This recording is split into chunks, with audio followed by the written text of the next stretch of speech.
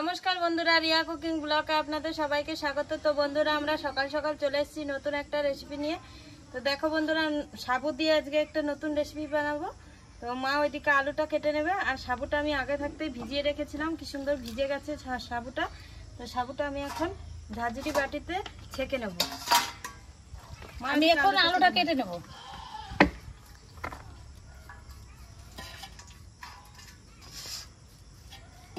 সাবুটা ছেঁকে নিয়েছি, এখন সাবুটা একটু জল ঝরতে থাকবে, আমি এইদিকে উনুনটা ধরিয়ে নেব।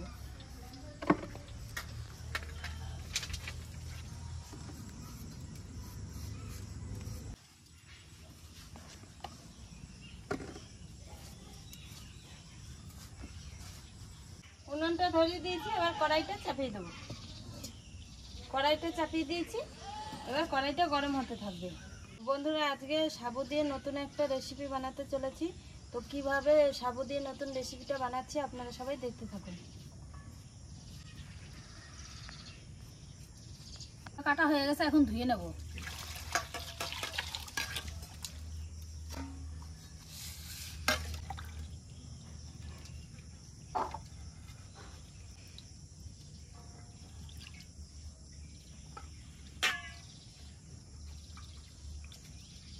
আলুটা ধোয়া হয়ে গেছে, এবার লঙ্কাটা ধুয়ে কেটে নেব।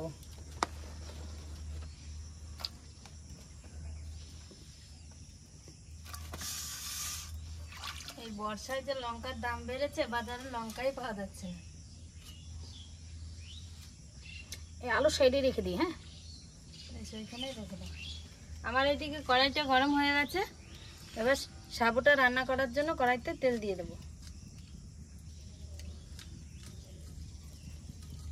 তেল দিয়ে দিয়েছি, তেলটা গরম হতে থাকবে।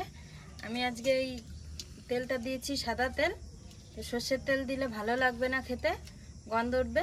লঙ্কাটা কাটা হয়ে গেছে, এই নে। আমার এইদিকে কড়াইতে তেল গরম হয়ে গেছে, তো ফোড়নে দিয়ে দেবো দুটো শুকনো লঙ্কা।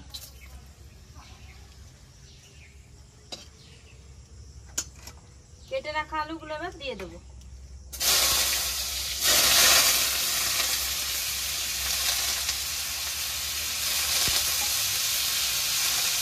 কেটে রাখা আলুগুলো দিয়ে দিয়েছি, নেড়ে চেড়ে লবণ দিয়ে দেবো।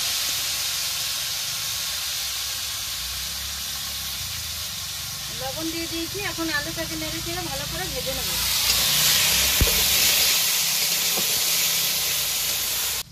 সাবু ভাজাটা আমি আজকে বেশি খেয়ে নেবো, তোকে আজকে কম দেবো।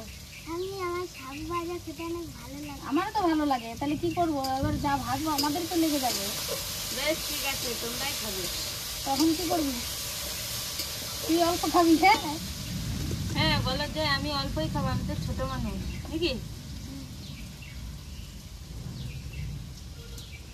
আলুটা প্রায় ভাজা হয়ে গেছে, এবার কেটে রাখা কাঁচা লঙ্কাগুলো দিয়ে দেবো। কেটে রাখা কাঁচা লঙ্কাগুলো দিয়ে দিয়েছি, এবার নেড়ে চেড়ে আর একটু আলুটাকে ভেজে নেব।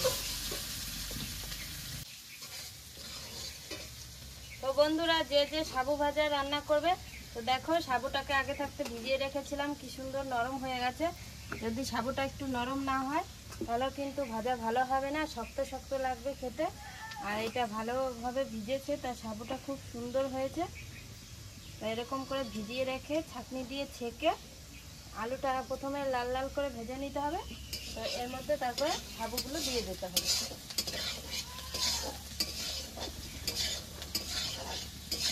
আলুটা লাল লাল করে ভাজা হয়ে গেছে, এরপরে সাবুটা দিয়ে দেবো।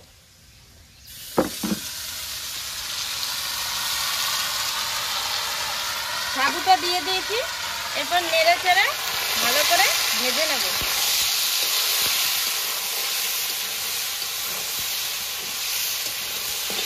সাদা সাদা হয়ে গেছে, সুন্দর লাগছে দেখতে।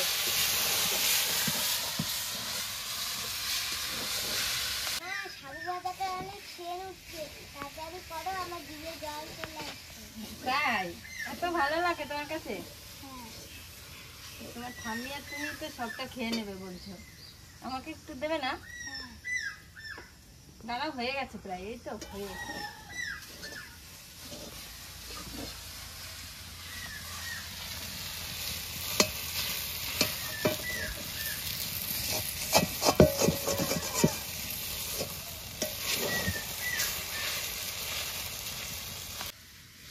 ভাজাটা হয়ে গেছে, এবার নামিয়ে নেব।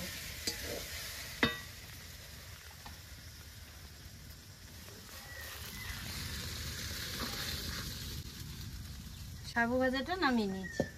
এরপরে ভেজে রাখা বাদামটা এর ওপর দিয়ে দেবো। নন্দিনী, কেমন হয়েছে দেখতে? ভালো হয়েছে। কে খাবে এটা? ভেজে রাখা বাদামটা দিয়ে দিয়েছি। আমার সাবু রান্না কমপ্লিট হয়ে গেছে। মা, মেয়ে আর আমি খেতে বসে পড়েছি। তো এখন সাবুটা খেয়ে নেব।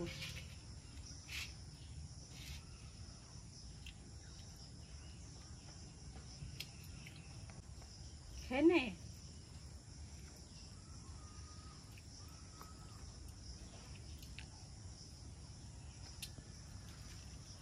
কেমন হয়েছে? দারুণ হয়েছে। আমার তো প্রতিদিনই সাবু ভাজা ভালো লাগে। তোর? আমারও ভালো।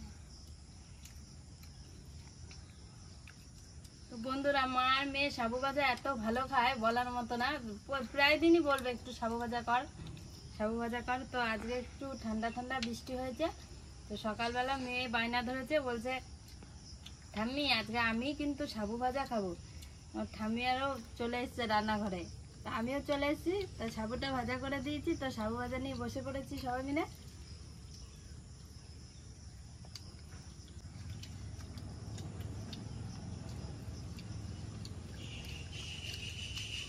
দারুণ হয়েছে, আলুটাও যেমন গলেছে আর সাবুটা। সাবু ভাজাতে কিন্তু চিনিমিনি কিচ্ছু দিইনি, কি সুন্দর একটা সেন্ট উঠছে না?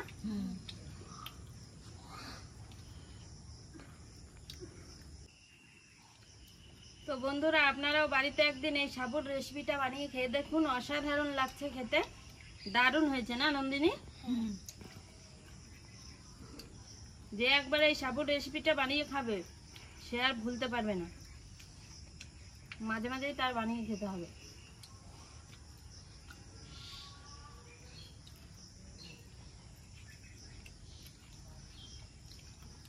হ্যালো বন্ধুরা, আজকের ভিডিওটি আপনাদের কেমন লাগলো? আজকের ভিডিওটি আপনাদের ভালো লেগে থাকলে লাইক, কমেন্ট, শেয়ার করে আমাদের পাশে থাকবেন। আজকের মতো ভিডিওটি এখানেই শেষ।